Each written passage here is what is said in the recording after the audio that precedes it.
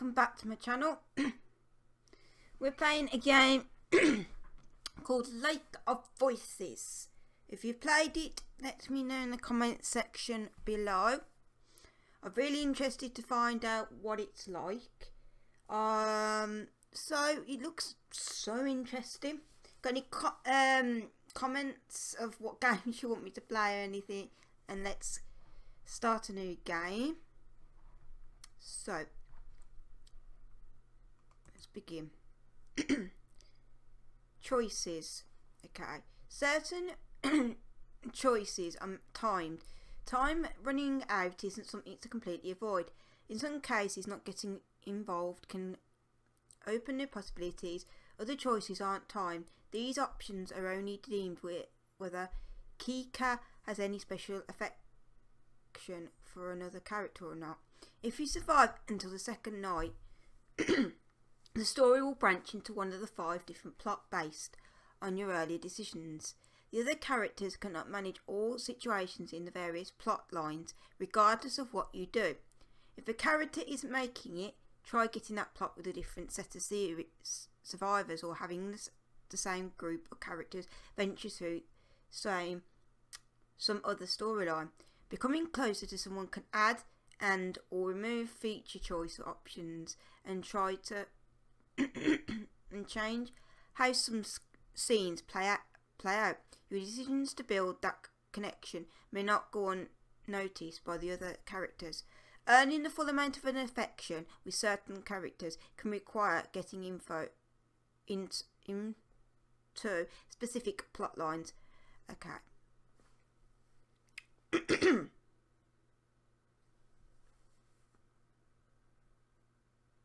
My grip on my lantern lightens as the fog around us thickens. While the forests in this area are relatively safe compared to Ceylon's, I can't help but feel my hair stand on end the further we get. My free hand fingers the hit of my sword, something akin to a nervous reflex.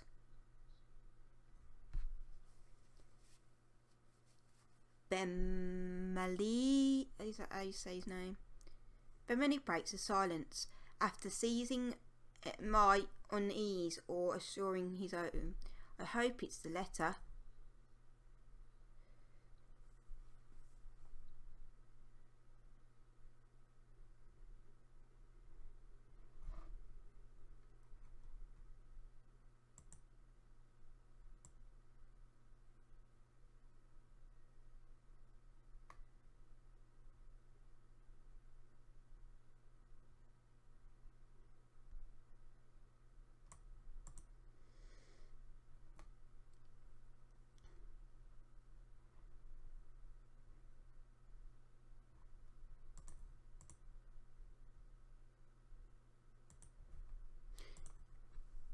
Bemini scratches his chin casually as though I ask what his favourite food is.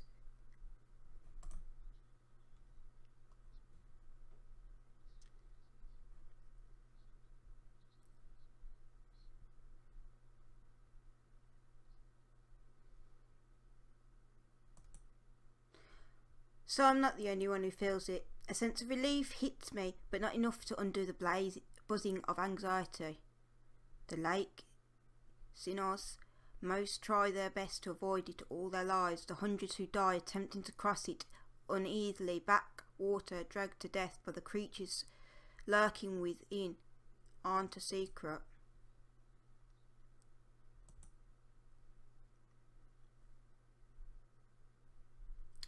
There are a few who had first-hand experience with the place. Even if from a distance, he'll probably keep being picked whenever they need someone to cross for however long. He's with us. Bemini shrugs, bringing my attention back to the dark path before us.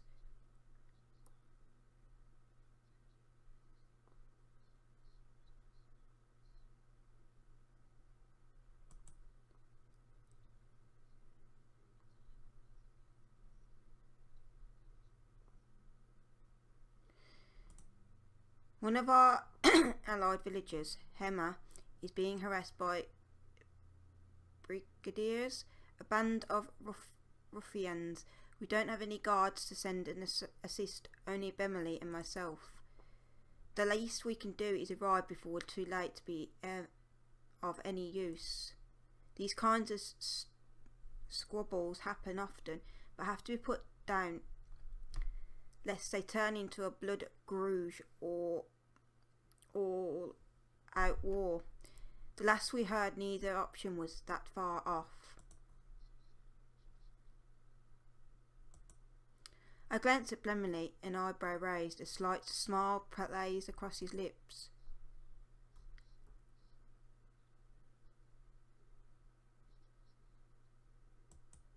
A smile new tugs out my own lips. I would like to thank him, but that wouldn't be so calm and serious as just described, as if that's how he seems.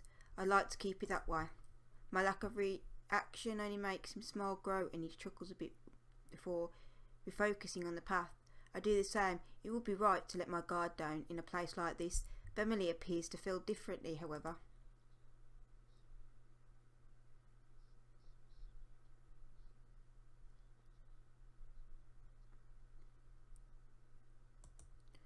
For the most part, I ignore him, nodding with applicable. Beverly is a talkative sort, and if chatting helps keep his worries down and his sword hand ready, I have no complaints. After a time, the thick fog surrounding us begins to clear. A sleek wooden dock comes into view, and with it the sounds of water gently lapping at its side. Beverly shifts beside me, stretching his lantern arm as far as it will go. He seems tense. Who's this? A young woman stands by the dock, eyeing us wearily. Does she intend to cross tonight? Evidently, she has the same question. As we step up next to her, it's clear she isn't simply passing by. She's waiting. The stranger nods curtly to us. Margaret's her name. And what she wants.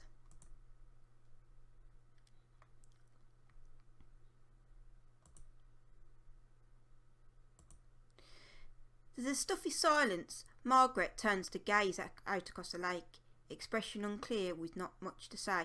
Beverly and I do the same. From here, the black surface of the lake looks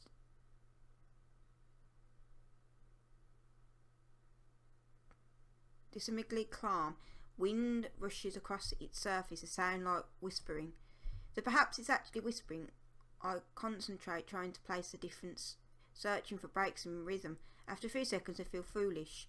It doesn't matter what the noise is. Whatever I hear, whether I hear them or not, we're not alone. The Nicky are out there. The feeling that I can't shake tells me they've already noticed the group of people on their shores. It feels horrible. My stomach sinks and I instead address Beverly.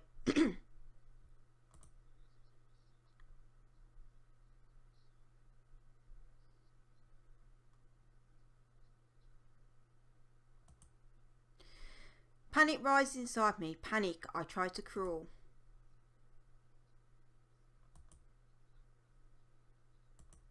The woman behind us, Margaret cuts in with something like a snort.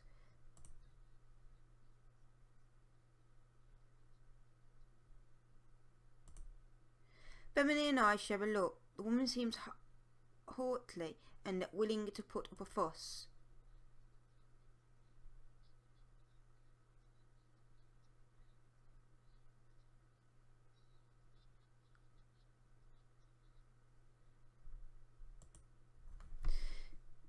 I don't need to turn my attention to Beverly to know he's rolled up.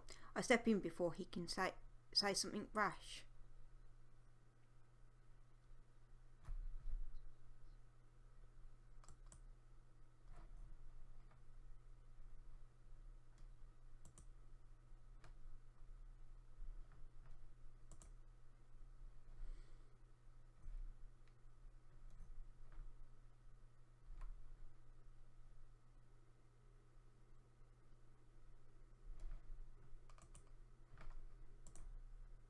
Margaret is impressed and opens her mouth to agree further. Oh.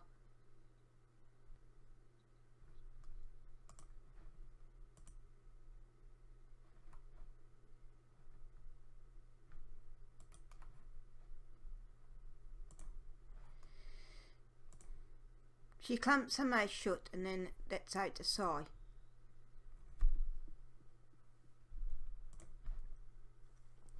With the matter tensifyingly settled, Bemini moves away. His fingers begin to tap loudly against the top of his hilt. He shifts from one foot to another, then groans. I almost visibly start, but manage to restrain myself. He probably doesn't know any better. I'm sure that it's not worth mentioning.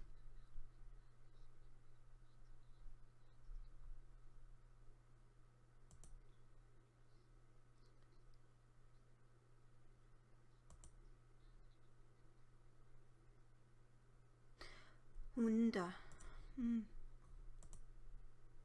Oh. Margaret is clearly not convinced, but she shrugs and makes a show of turning her back to him.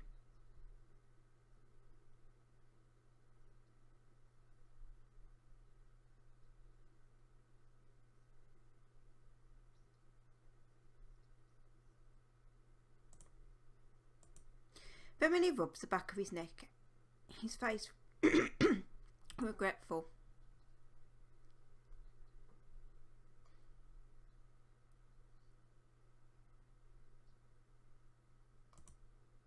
A smile spreads across my face. Once I quickly wipe away, it really did just misspeak. The silence slowly stretches between the three of us, growing more awkward with each passing second. Margaret seems irritated and Bemily banished. Oh, okay. We got to choose now.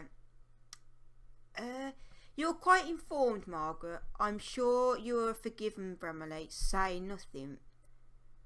I don't know whether to say nothing, because if he says nothing, he couldn't get in trouble for anything from that Margaret. But if he says something, he can't. Okay, I'll just say nothing. We each remain locked inside our own thoughts, not another word passing between us. Eventually, a small light appears on the bridge ahead, gently swaying through the foggy air. It gets closer and closer until it becomes apparent his figure carrying a lantern. That must be the guide, although I can't shake his ghostly era it gives off. Could be the man that died in there. The figure steps onto the shore, but we wait for him to approach us instead of going to meet him. None of us are sure how to close the waters. We can get before it's no longer safe. He stops in front of us and simply stares. The man nods. He has a sharp face and weary eyes. Bemini mentions to the two of us, and Margaret approaches, a strained smile on her face.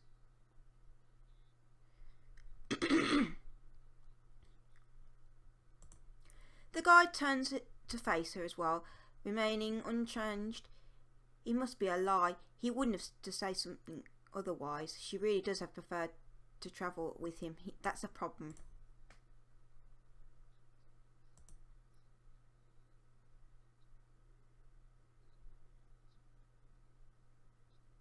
Ooh. I furrow my brow. It's a disturbing ademption, and one offered with a little emotion attached. Bremini glares back, without asking what we're supposed to do with such criticism. The sentence hangs in the air, the second unspoken. If you want to live.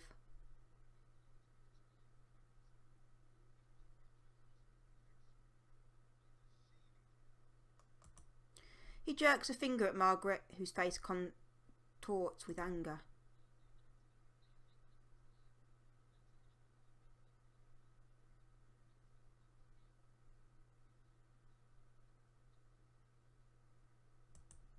She meets Bermeli's eyes with a gaze of steel. He starts to speak and she cuts in.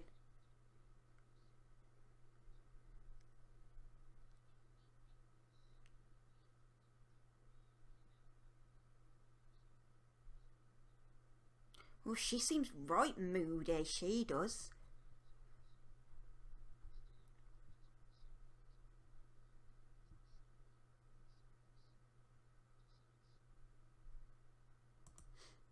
The guide is disappointing. Stop. I would almost feel something's wrong with him if I didn't share this trait in myself. Bremley pulls me to the side, jaw clenched tight.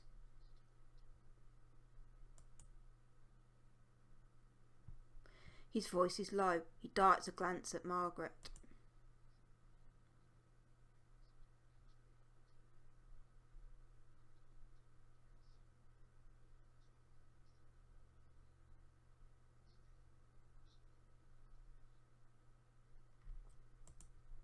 I stare at the dot, refusing to meet Bremley's eyes, and try to keep my voice as level as possible.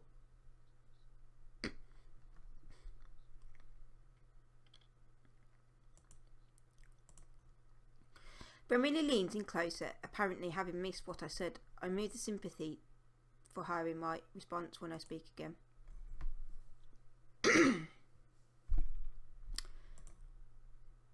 His face is grim.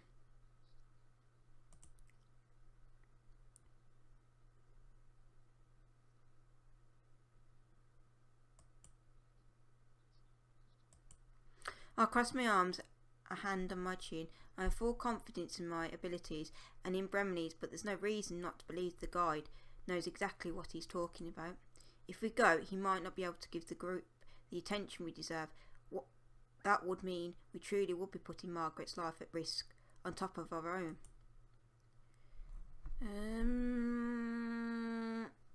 I believe we should go. Bremley's reply is firm. My steadfastness seems almost weak in comparison to its certainty. He addresses the guide. The guide slowly turns around without even a nod to show his agreement. Margaret stares at Bremley and me, something of a reserve in her gaze, and she follows over the guide. At least she doesn't insist we stay behind.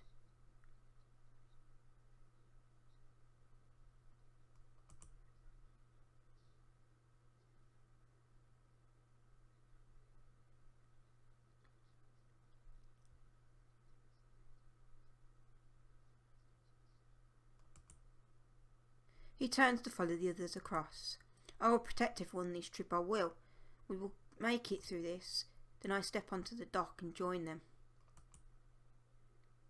As soon as I step onto the wood, the temperature drops. The light of my lamp shines against the water's surface as reflective as a mirror. Until we reach land again, death is only one small mistake away. We fall into line with the guide leading the way. Margaret stays close to him, and behind her, watching to make sure she doesn't slip on the stick.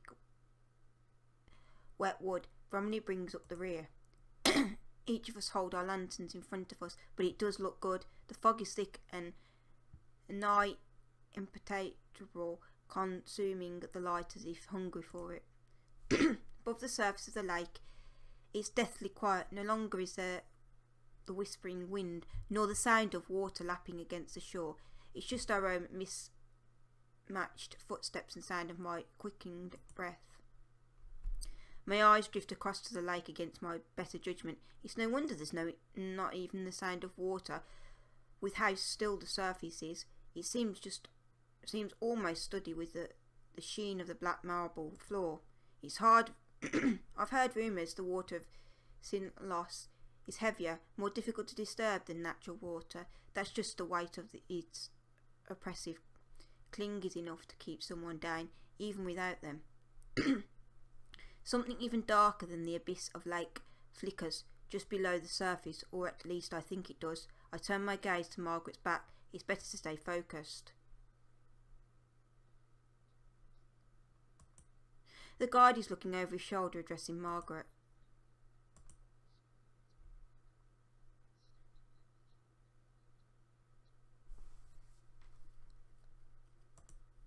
Margaret's shoulders rise and she nods with great seriousness. He ignores her great gratitude.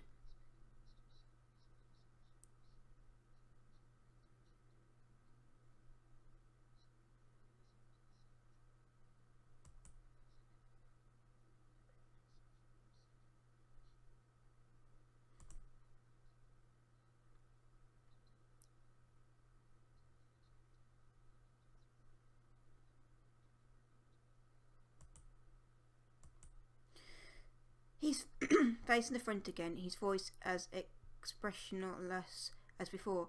I have no way of guessing how he feels as he says this. He's probably not something he wishes to talk about, whether there was something else I wanted to say, so changing the subject is not difficult. Margaret shrugs noncommittally.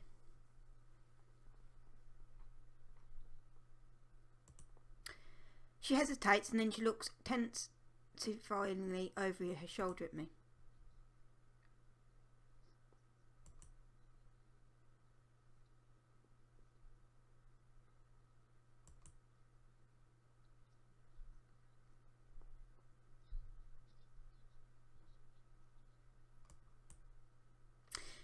It's comforting to know that someone here is so confident in their abilities, not enough to forget how troubled it feels to be over this lake. So guys, do you think there's something weird about the guide? Oh, let me know in the comments what you think about this game and how we're doing so far. I'm not sure if there's that it's fortune or unfortunate. Believing yourself to be secure doesn't mean that you are. As the conversation lures, a new sound breaks through. It's the whispering noise again. It's the clutter of inhuman voices, this time coming from all around us. The guide is speaking again, except louder, as if to cover Nicky's voice with his own.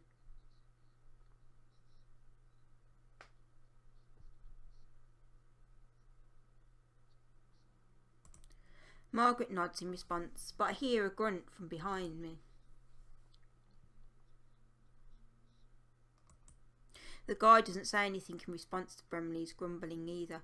I'm not sure whether he doesn't hear Brumley or whether he just feels the statements made thus far are worthy of addressing. I have a feeling it's the latter. We go around a large bend in the bridge, part of it forking off to another way. I wonder how the guide knows which one of these essentially identical paths is correct when something in the corner of my eye catches my attention. The guide's voice is calm and level. I decide against pressing the issue, not wanting to set anyone even more on edge. Perhaps not wanting the conversation to be caught by the guide, he speaks softly through. I can't quite hear him because of it. I take my eyes off Margaret, ahead for a moment to explain it to Bremley, and stop dead in my tracks. Only one word is able to escape me in my sudden state. Behind Bremley stands another figure, looming in the darkness. Seeing my face, Bremley grabs the hilt of the sword. He whips around and straggles swiftly backwards. Several metres away, a crooked, twisted, black figure hobbles its way towards us. Some kind of liquid drips off his head, crawling around the edges of his face. It almost looks like he's crying. Bremley backs up until he's standing beside me. The figure continues its slow advance, head jerking from one angle to another.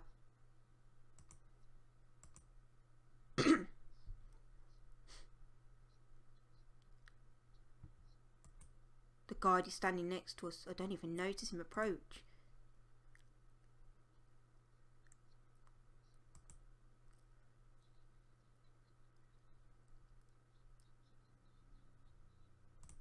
The guide says nothing. Instead, returning to the front of the party, Margaret watches his pass. For frustration morphes into nervous atmosphere when something seems to come into her mind.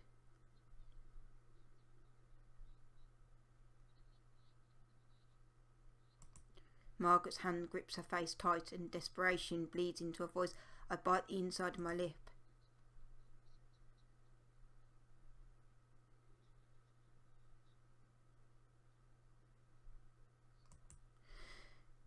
Instinctively, I reach for the hilt of my sword, describe the fact that it would do little to protect me. The prowler is getting closer, jerking forward, stopping and resuming its slow advance.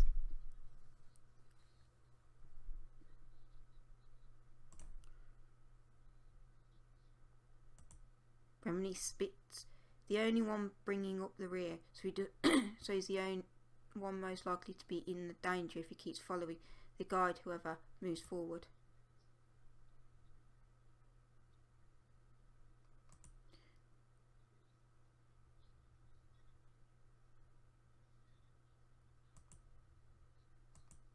Bromley sputters in anger and the guide summarily ignores him. I suddenly grab hold of Bromley's upper arm.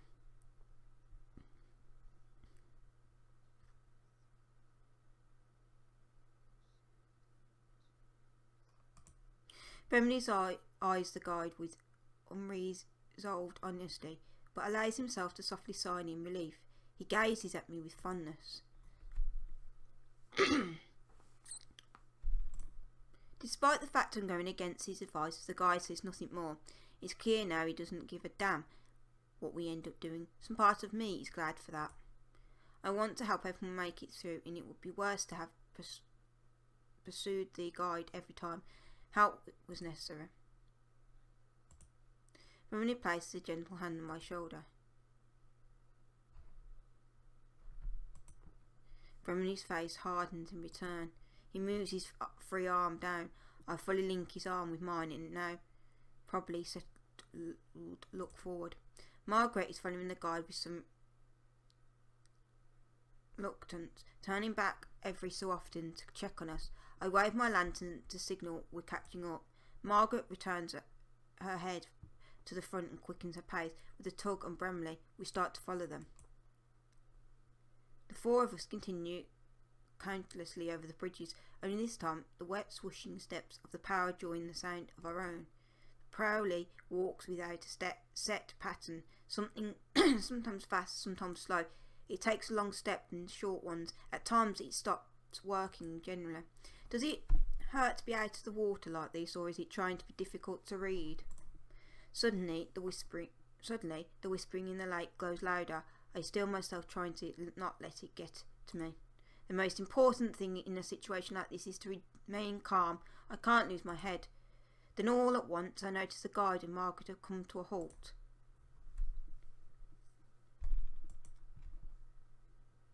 Bromley slows down as I do, and as we near Margaret's back, she says with something akin to distress. I tug on Bromley and he understands. We draw close to Margaret, ready to protect her if needed be, but the guide holds out a hand. Just over his shoulder I see another prowler stumbling towards us, white liquid dripping from its eyes. The guide's hand turns over in the air, palm up. Margaret extends her own with a trembling hand. When Bromley speaks instead, his back still turned.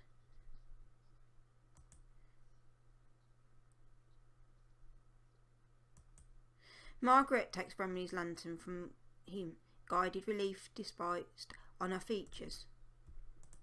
She hands the lantern to the guide, whose hand grips it tightly, knuckles growing pale.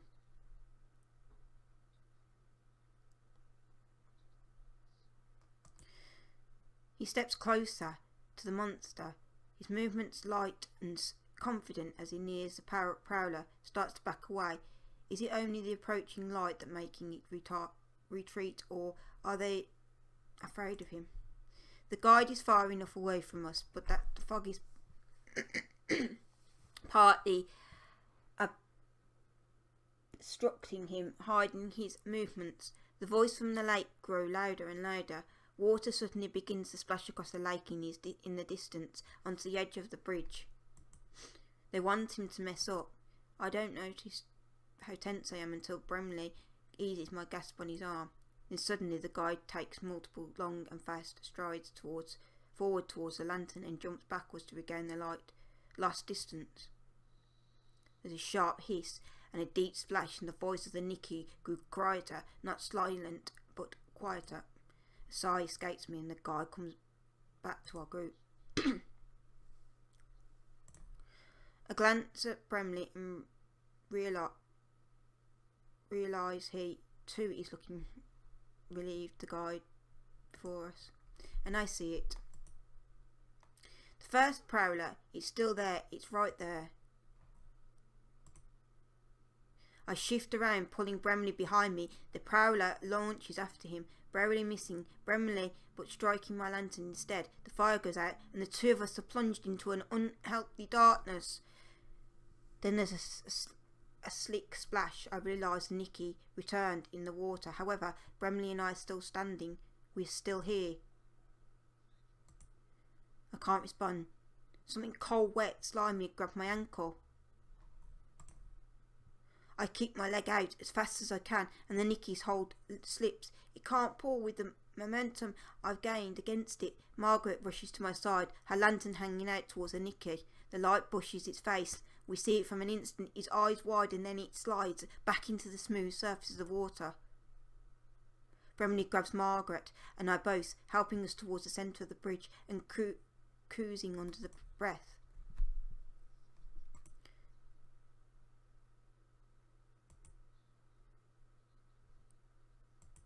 Margaret cocks her head down, examining my ankle, but there's nothing but a wet smudge around my trousers. I say that as though I don't actually want to let go of Bremley. I need to, in order to relight our lantern and provide us actual safety, but I feel such a strong desire not to alone in this moment. I shake my head roughly and I let go of him, relighting the lantern as fast as I'm able.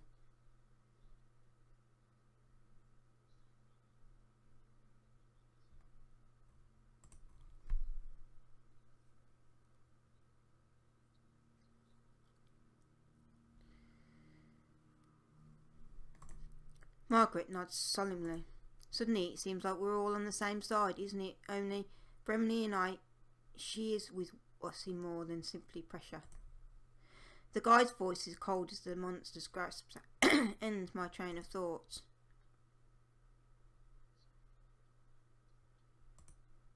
Margaret makes a noise. I glance over, wondering whether she's upset, but there's a small smile on her face instead.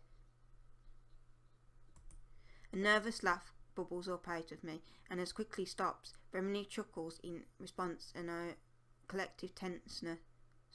Kate eases up, the adrenaline draining from our bodies.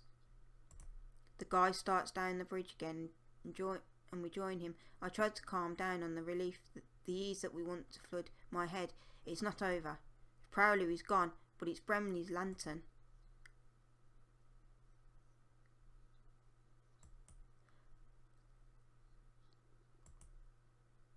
Margaret goes on ahead of us. Bremley stays by my side as I keep the end of line.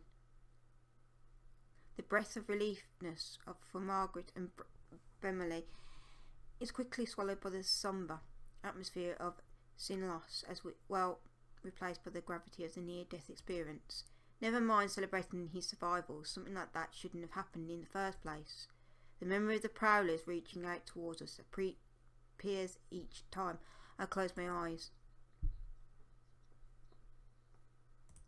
The prowlers are on Margaret's mind too. Looking at her pained expression, it's as though the moment of relief never existed at all.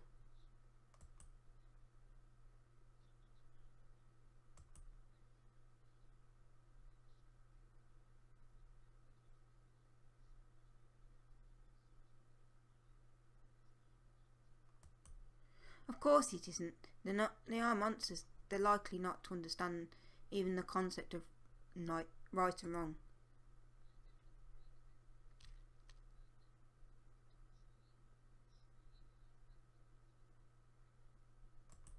Something comes to her mind, causing Margaret to end her part of conversation early.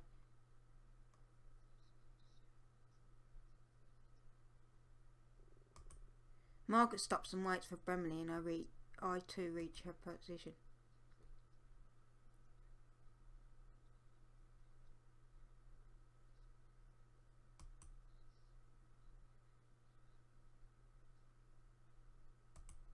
Bremley's surprise is so apparent. I want to cover his face with my hands to stop him from insulting her. She merely smirks. I think Margaret may be surprised with herself too. Bremley returns to his usual serenity.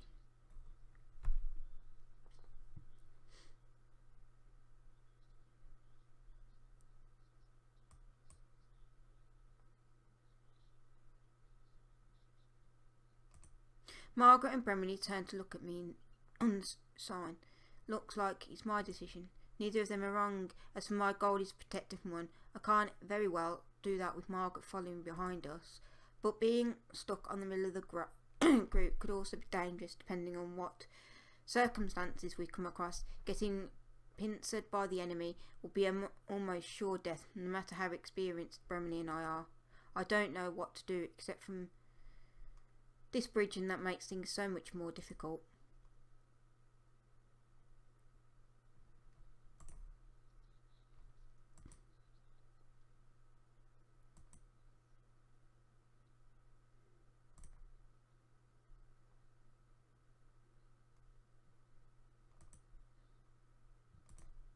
Margaret respects her decision and trots ahead a bit to back up with the guide, who has paid no mind to the entire affair.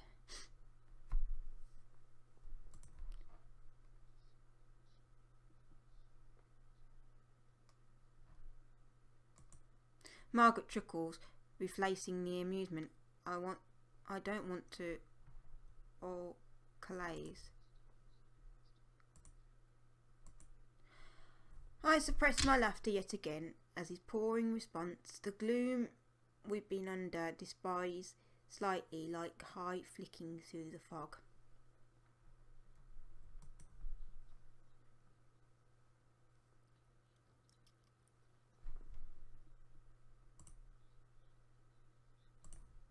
Then a gleam enters Bremley's eyes and he grins.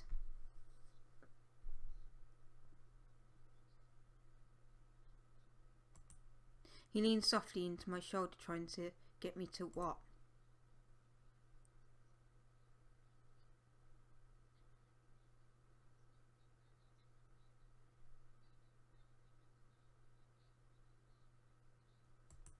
Bremley shakes a fist at Margaret. In mock anger, then he shoots me an offensive look.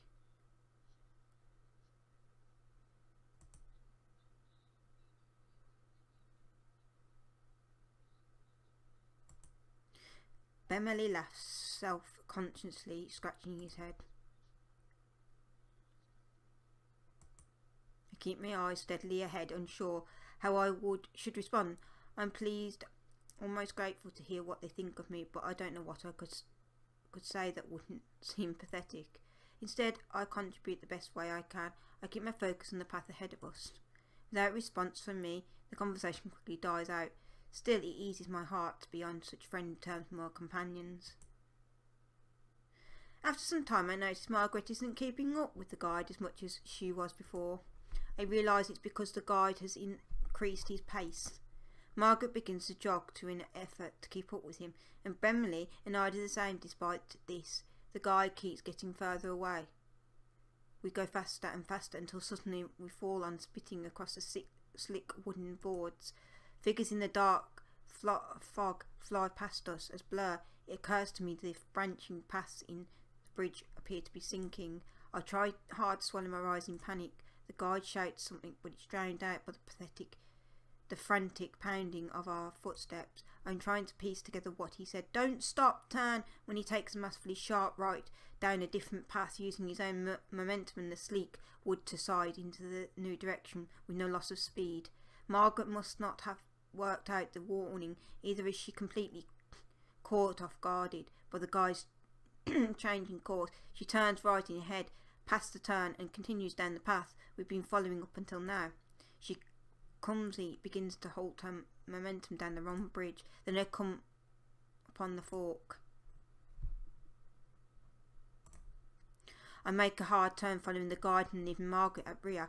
Bremley's footsteps stay as loud as they were before. He's made his turn as close behind me as ever. Out of the corner of my eye, I see Margaret turn around to try to come back to us, only to have the bridge in front of her fall away. I slow down for a breath, feeling the impulse to turn back, but ignore it. There's no time. Margaret can make the jump, and then she'll rejoin us. I keep my eye glued to the guide's ears, perked from Margaret's footsteps approaching behind us. And then I hear it, a scream.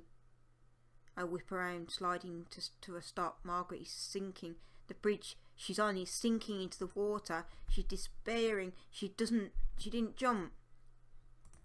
Margaret's head shoots up from her face, drained of all colour. She stumbles near the edge of the bridge, staring at the placid water of the lake. Even from a distance I can hear her shrieking. I can't say it. It is from the bridge's distance on her own fear. She barely seems to remain standing. I swallow painfully. Margaret bends and tries to jump. She curves a small arc, achieving more height than she should, and lands directly in the lake with a muted splash. Bremley starts behind me, but I grab his hand and pull. We start running away, leaving Margaret flaming in the water behind us. We didn't need to watch this. We both know exactly what will happen to her now. Margaret, accused, cries, "Peace," and the screaming stops. My legs grew weak. It isn't right, but I push myself to keep going. Bremley crawls in between, heavily breathes, calling these things very foul name in his large book. I try to focus on the pounding of my feet, but my brain won't cooperate. Instead, I image Margaret's terror. She crawled to pieces by the Nicky. After everything, I couldn't help her. We left her in the dark. As the night wears on, our strength rapidly fades. How much longer will this last? People have to rest sometime. Almost as if in response to my thought, the guide abruptly halts. I skid to a stop as well, sliding on the surface of the wood. Bremley's voice is tired, but his guide is up. The guide hasn't answered, just stares at something slightly out of view. I step up to join him, following his gaze further down the path.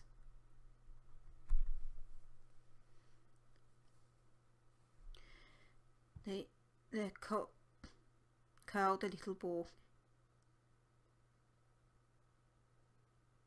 illuminated by the lantern's light. Growl as a person. His hands grip his head and rocks from side to side, numbingly.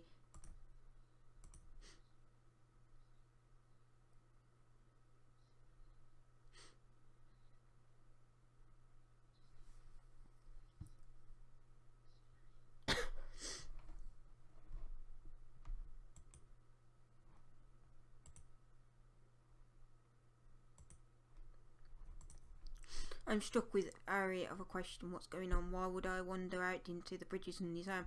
Did he make it this far by himself? There are others with him. If that's somehow the case, I can't blame him for the shock.